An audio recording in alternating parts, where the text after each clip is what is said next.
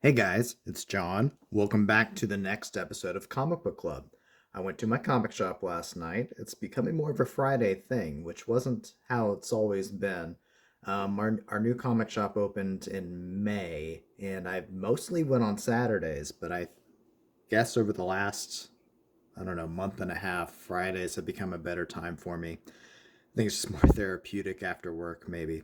So I went there last night, and I wasn't in the dollar section at all. This was all in just going through the more itemized parts of the store and looking for things that I specifically wanted or just things that I know would fill out more of the collections that I have already going on. So let's go and get started. First, we have Legion 91, number 30. And then another part of the Bloodline story. This is Bloodbath, part 2. So I think this is like the final issue of the entire story. Mana literally is telling us that there. And after that, we've got quite a few Superman here. So this is Action Comics number 666, Superman number 88, and I think this is the conclusion of the Bizarro's World storyline. Action Comics number 713, number 719, and then Superman number 100.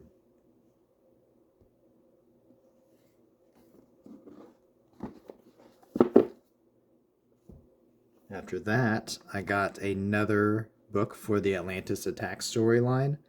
I was really excited because at first I should have looked more into my app while I was there. When I grabbed it, I'm like, oh, this is the last one I needed, because I was thinking that I only needed one more on here, just like I only need one more on Evolutionary War.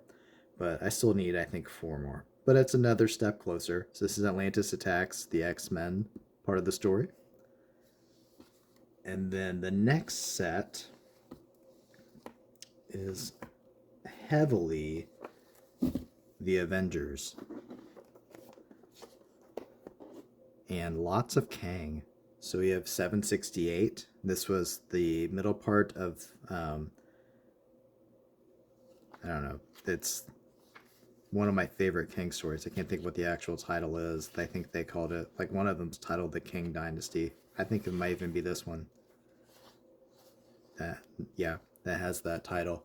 But it's the one with there's three Kangs who are like trying to take on the Avengers, and they're all really one up in the other.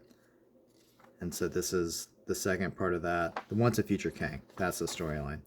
And I believe this also ties back with Avengers number 2 when they're fighting the Space Phantom, I think. Or I could be misremembering.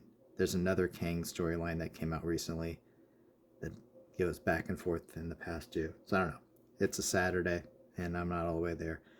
But this definitely goes back and forth with another Avengers storyline. I think it goes with Avengers number 2. So anyways, Avengers 276, 277, 278, 279, 280, and then we get parts of another Kang related storyline here, and I believe this is Ravana as a Kang. So this is 294, 295, 296, and I already had a 297. So lots of Avengers and lots of Kang, which is fantastic. And then I have a big chunk of Avengers West Coast. So number 11, number 12, number 13, number 20, number 23, 24, and 56.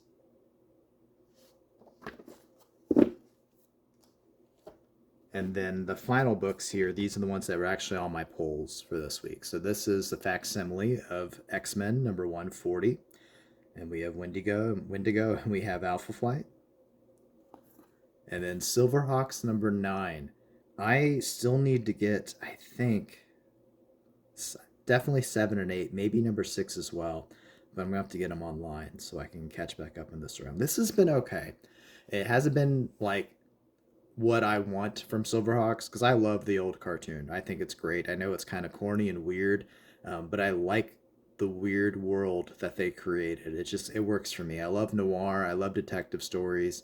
I love cartoons that have transformation sequences and like things that they repeated. So like when the Silverhawks like eject from the Mirage and stuff like that. I love all those things. I love their um, at base sweatsuits that they wear, like their Team Avengers, like zip up jackets and pants. All those little weird things about it. I love all that, and so um, I like Silverhawks. I guess is what I'm trying to say. This comics, it hasn't been exactly what I was expecting. It's kind of like a retelling, and then it like focused on like a whole new set of villains who they're not that inspired of a design, but it was kind of like a thing to come from nowhere. And so it ended up being a thing where it looks like the mob and the Hawks are going to have to team up to take out these newcomers, I guess, before they refocus on the mob. So I got to get those other two before I can even get to this. But I'm glad to start getting it again. And then the final book today is a facsimile of a Silver Age Action Comics number 252. And so it's the first appearance of Supergirl. And then we also have Metallo. So good stuff, as always. And it's great just to have a place where you can go and just dig through. Even like, just not, I think I could have walked out of there not buying anything, which I would never do. But I think I could walk out of there and just not buy anything and still feel a little bit fulfilled or just relaxed. Because comics are just, I don't know, for me, it's something it's a great thing to go through, and it's very therapeutic for me, and it's a lot of fun just to go through and revisit great comics that you know and love, and seeing new stuff that and new art that catches your eye, new storylines to pay attention to, and it just helps center me after a stressful day. So I'm enjoying that aspect of it as well, even when I don't buy things. So as always, I'm always gonna find a way to plug. Go to your comic shop if you have one. You might not have one, but if you do, if you find one close to you, and hopefully it's as good as mine is, Mad Comics here in Sellersburg, Indiana.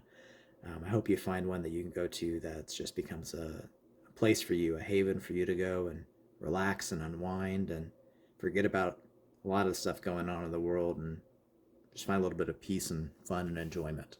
All right. See you next time.